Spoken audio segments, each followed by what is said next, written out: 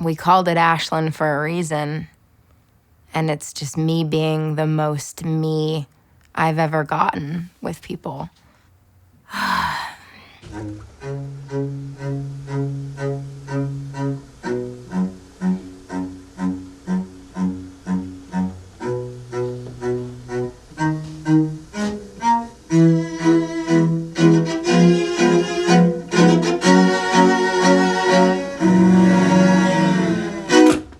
We really went into making this album not worrying about what the world was gonna think. So yeah, I'm interested to see if people are gonna love it as much as I do. You take one, Mark. Taylor was the first record that we wrote on the album. So this was the last song that was written before sort of my entire life was changed basically forever. Is this song that people have been losing their minds over? It's from a girl named Ashe. It's called Moral of the Story.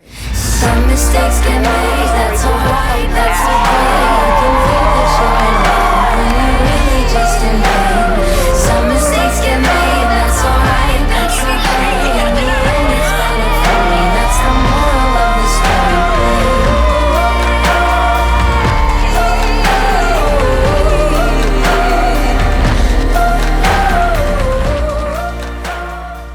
And so I saw this rise with Moral of the Story and people validating my truth and my honesty, and I got really, really vulnerable. And the world said, yeah, we want more of that. I sent the song Taylor to Leroy and was like, I think this is a really good first place to start with the album. I think we sort of entered the studio for the first time after not being together for 2 years, and I was like, what have you been listening to? And she was like, I've been listening to Pet Sounds by the Beach Boys. And I was like, I've only been listening to Pet Sounds by the Beach Boys. And that was kind of the start of what became the album, I suppose. I'm holding it really weird. And then from there, we just started cooking. We got into the studio, wrote Till Forever Falls Apart. So this is it. It was really great bringing Phineas in on Till Forever Falls Apart. Hearing his version for the first time was quite a surreal moment.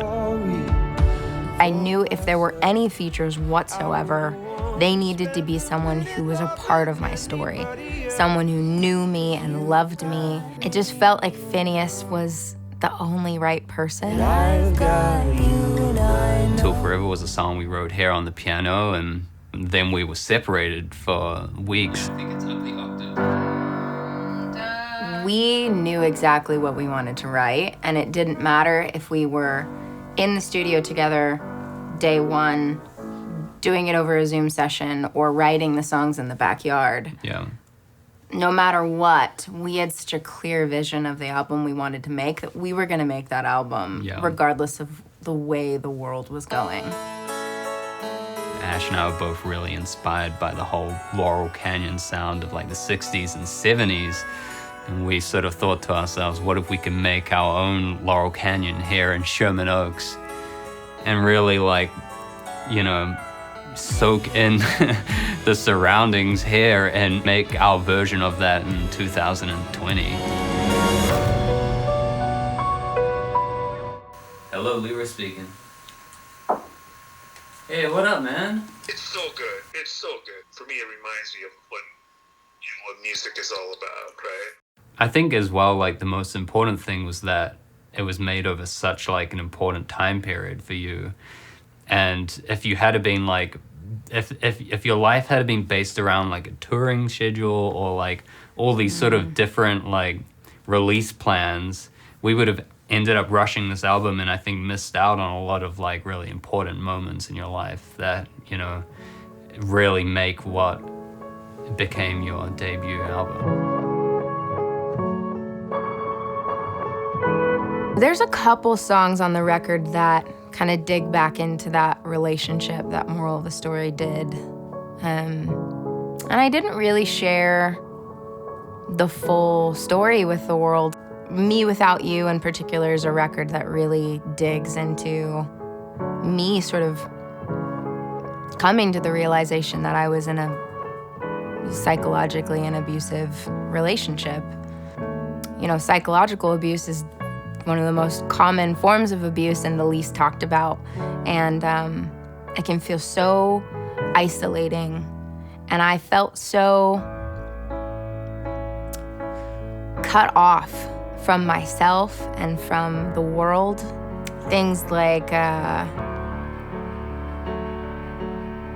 no one's gonna love you the way I love you, or, isolating you from the people that love you the most. Not being able to call my mom or my best friend because I knew it was gonna be a fight or there's just a lot in that relationship that when I was in it, I didn't know what I was in. And as I grew out of it, writing Me Without You was sort of me. It was like a realization that I can be me without you. I can be me detached from this other person who told me that I couldn't. That was so powerful because I didn't think I could be me without this other person. I really thought, my worth and my value and who I was so intrinsically connected to this other person. Coming into my own as an artist and as a woman, apart from this relationship that was so sort of terrorizing, was this beautiful growth and this beautiful sense of confidence that I had never had. I don't think since I was 7. I think 7-year-old me is the most like me now. 7-year-old me is doesn't give a fuck, is just proud and happy and confident and is doing somersaults down a, grassy hill and doesn't care who it affects and it's just wild. And I'm more like that little girl now than I've ever been in my entire life. I mean, that was pretty close. The first record that came out with the album was I'm Fine, and it's probably the most playful, fun record. This is cool call and response thing between myself and myself on the chorus, and it makes up one big lead melody. And I think it's a really good representation of how we played with all the chords and all the sounds and stacked all the harmonies. Maybe a little less of the fuzz. We get all the way basically to the end of writing this album, think it's over, and then something, really horrifying kind of happens in my life, and I'm like, okay, the album's not done. Open the book again. We got to write one more song. Just thinking about it, I get choked up. I think I thought I was gonna get more calloused to it, and yeah, I just haven't. The